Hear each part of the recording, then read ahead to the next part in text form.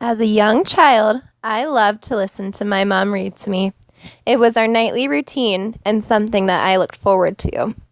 As a beginning reader, this daily exposure really ignited my love for literature.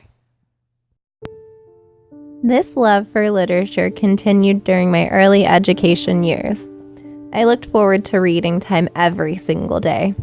However, one day when I was in first grade, I heard two of my teachers talking about me. My first grade teacher said that I was so far behind in reading and that she just didn't know what to do with me. After this, it completely killed my confidence in reading. After that, I didn't want to read. Not at all. I would fight with my mom at home to do homework with reading, and I would fight my teachers at school to read. They would ask me to read out loud, and I would straight up refuse. Oftentimes, this led for me to either lose points in class or get kicked out completely. I was so embarrassed because I thought I was stupid. If it weren't for my mom, I wouldn't have had any literature exposure when I was a child because she would still continue to read to me, even though I wouldn't read for myself.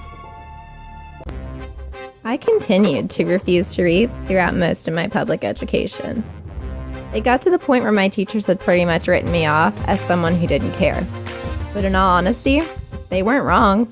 I didn't care because I thought I was dumb, and so did they. At least, that was my mentality. This is true until the 10th grade, when my English teacher finally said enough is enough. She brought me in a book that she thought I would be interested in. I was reserved, of course, because I didn't want to read, but she continued to push so that way I would. For the first time, I read an entire book on my own. I was so happy that I even called my grandmother to tell her. Since that day, I've loved reading and have continued to read, all because of one inspiring teacher.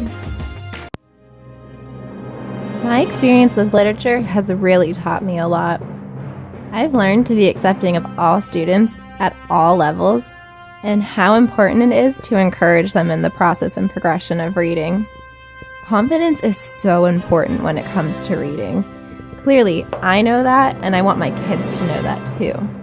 My students should feel welcome, and I want to be their #1 cheerleader.